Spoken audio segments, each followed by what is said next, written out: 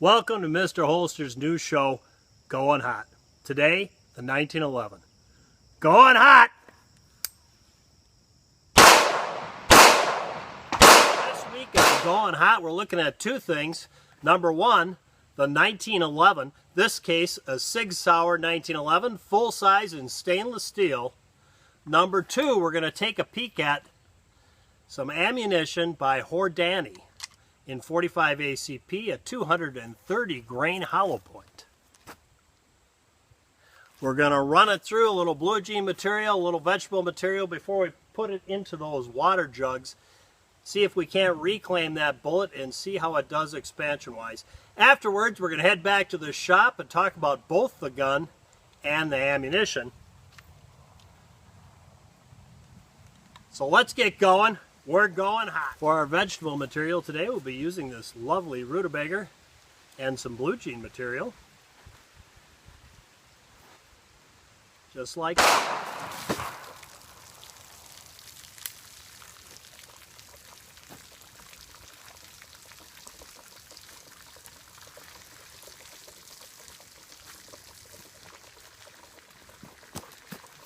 Here's the penetration. Here's the vegetable. Let's go reclaim the bullet. There it is in water jug number 3.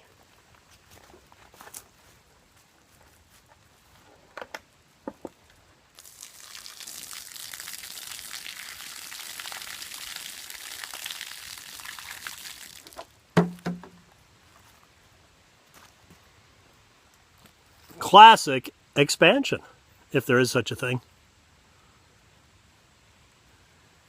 Let's head back to the shop, take a look at it, talk about it, and the firearm. Now here's the ammunition we were shooting today. The Hornady Custom 45 Auto Plus P.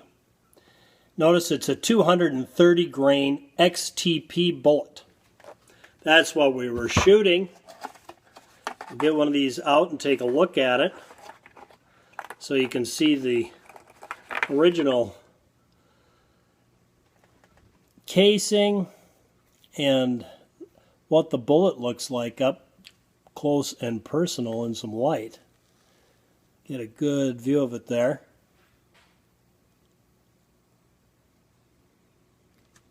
I've got the blue jean material we shot through. Here's the entry wound.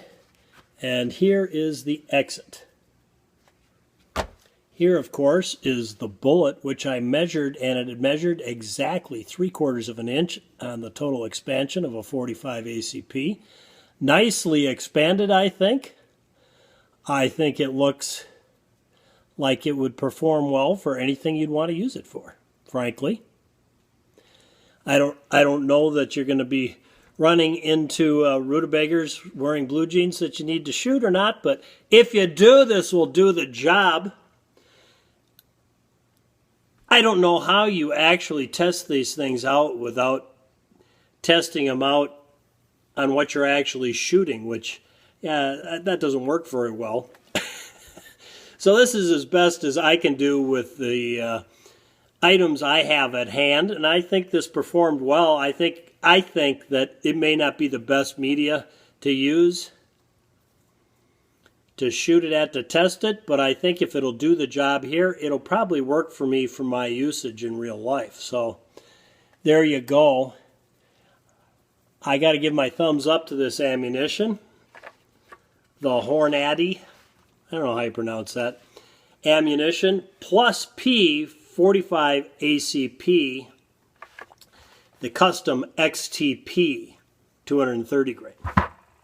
There you go. Let's take a look at the firearm we were using today.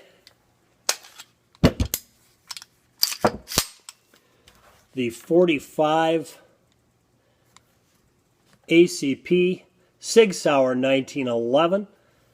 Your basic 1911 with a couple differences. Number one, if you look at the profile, yeah, it's got that SIG profile.